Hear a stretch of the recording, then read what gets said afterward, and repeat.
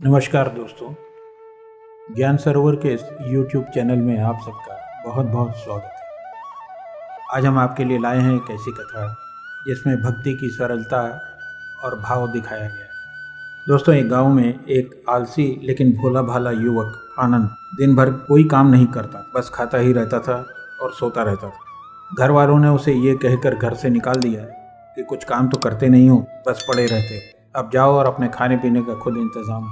युवक घर से निकलकर यूं ही भटकते हुए एक आश्रम में पहुंचा। वहां उसने देखा कि एक गुरुजी हैं, उनके शिष्य कोई काम नहीं करते, बस मंदिर की पूजा करते हैं। उसने मन में सोचा, ये बढ़िया है, कोई काम धाम नहीं, बस पूजा ही तो करनी है। गुरुजी के पास जाकर कहा, क्या मैं यहाँ रह सकता हूँ? गुरुजी बोले, हाँ क्यों नहीं, लेकिन मैं कोई काम नहीं कर सकता हूँ गुरुजी। गुरुजी ने कहा, कोई काम नहीं करना है, बस पूजा करनी है। आनंद ने कहा, ठीक है, वो तो मैं कर लूँगा। अब आनंद महाराज आश्रम में रहने लगे। न कोई काम न कोई धाम, बस सारा दिन खाते रहो और प्रभु भक्ति में भजन गाते रहो। महीना भर हो गया। एक दिन आई एकादशी। उसने रसोई में जाकर देखा, खाने की कोई तैयारी ही नहीं थी। उसने गुरुजी से पूछा, आज खाना नहीं बनेगा क्या? गुरुजी ने कहा, नहीं, आज तो एकादशी है, तुम्हारा भी उपवास है। आनंद ने कहा, अगर हमने उपवास कर लिया तो कल का दिन ही नहीं देख पाएंगे, हम नहीं कर सकते उपवास, हमें तो भूख लगती है, आपने पहले क्यों नहीं बताया? गुरुजी ने कहा, ठीक है, तुम ना करो उपवास, पर खाना भी तुम्हारे लिए कोई और नहीं बनाएगा, तुम खुद बना लो। मरता क्या ना करता। रसोई में गया। गुरुजी फिर आए। देखो, अगर तुम खाना बना सकते हो तो खाना बनाकर राम जी को भोग जरूर लगा देना और नदी के उस पार जाकर खाना बना लो। ठीक है, कहकर वो युवक लकड़ी, आटा, तेल, घी, सब्जी लेकर चले गए। जैसे तैसे भी खाना बनाया। आने लगा तो याद आया, गुरुजी ने कहा था कि राम जी को भोग लगाना ज़रूरी है।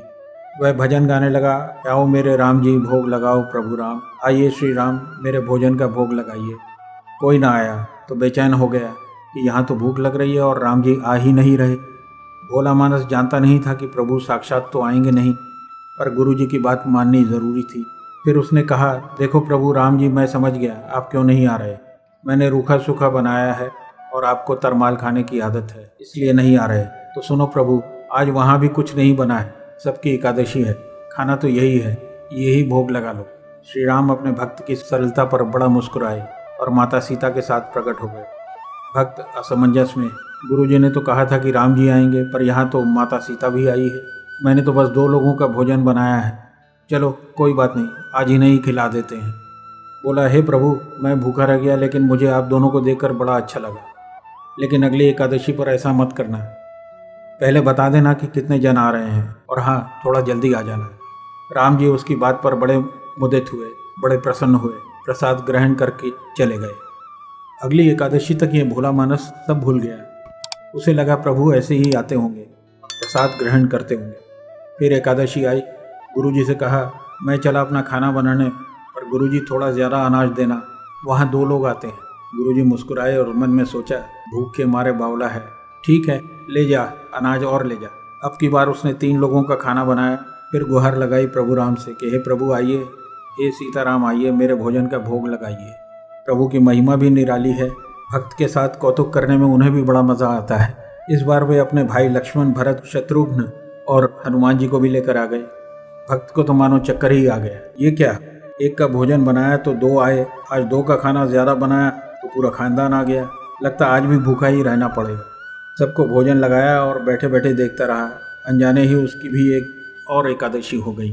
फिर अगली एकादशी आने से पहले गुरुजी से कहा, गुरुजी, ये आपके प्रभु राम जी अकेले क्यों नहीं आते?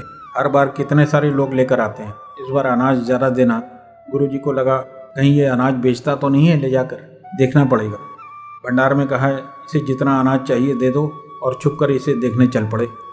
इस बार आनंद ने सोचा, खाना पहले नहीं बनाऊंगा, पता नहीं कितने लोग आएंगे, पहले बुला लेता हूँ फिर बनाता हूँ। फिर आवाज़ लगाई कि प्रभु राम आइए, फिर श्री राम आइए, मेरे भोजन का भोग लगाइए।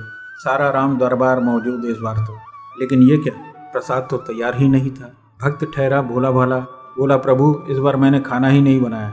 प्रभु ने पूछा, क्यों? मैंने सोचा मुझे तो मिलेगा नहीं, फिर क्या फ़ायदा बनाने का, आप ही बना लो और खुद ही खा लो।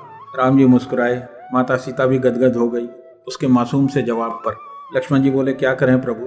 प्रभु बोले, भक्त की इच्छा है, पूरी तो करनी ही पड़ेगी, चलो लग जाओ काम पर। लक्ष्मण जी ने लकड़ी उठाई, माता सीता आटा तानने लगी। भक्त एक तरफ बैठकर देखता रहा। माता सीता रसोई बना रही थी तो कई ऋषि मुनि, यक्ष, गंधर्व प्रसाद लेने आने लगे। इधर गुरुजी ने देखा खाना तो बना नहीं, भक्त एक कोने में बैठा है। पूछा, बेटा क्या बात है, खाना क्यों नहीं बनाया? बोला, अच्छा किया गुरुजी आप आ गए, देखिए कितने लोग आते हैं प्रभु के साथ। गुरुजी बोले, मुझे तो एक भी नहीं दिख रहा तुम्हारे और अनाज के सिवा। भक्त ने माथा पकड़ लिया, एक तो इतनी मेहनत करवाते हैं प्रभु, भूखा भी रखते हैं और ऊपर से गुरुजी को दिख भी नहीं रहे, ये तो एक और मुसीबत है। प्रभु से कहा, आप गुरुजी को क्यों नहीं दिख रहे? प्रभु ने कहा, मैं उन्हें नहीं दिख सकता। उसने पूछा, क्यों? वे तो बहुत बड़े पंडित और ज्ञानी हैं, उनको सब आता है। प्रभु बोले, माना कि उनको सब आता है, लेकिन वो सरल नहीं है, इसलिए मैं उनको नहीं दिख सकता। आनंद ने गुरुजी से कहा, गुरुजी प्रभु कह रहे हैं आप सरल नहीं हैं, इसलिए आपको नहीं दिखेंगे। गुरुजी रोने लगे, वाकई मैंने सब कुछ पाया पर तुम्हारी तरह सरलता नहीं पा सका, और प्रभु तो मन की सरलता से ही मिलते हैं। इतना सुनते ही प्रभु राम प्रकट हो गए और गुरुजी को भी दर्शन दिया। इस तरह से एक भक्त के कहने पर प्रभु ने रसोई भी बनाई, उनके गुरु को आशीर्वाद भी दिया, अपने भक्त की हर बात को बड़ा किया, उसका सम्मान किया। जो भक्त सच्चे मन से और निष्काम होकर प्रभु की भक्ति में अपने आप को समर्पित कर देता है, प्रभु भी उसे अपनाने में कोई कसर नहीं छोड़ता, वो उसे तन मन धन हर तरह से अपना लेते हैं। जय श्री राम।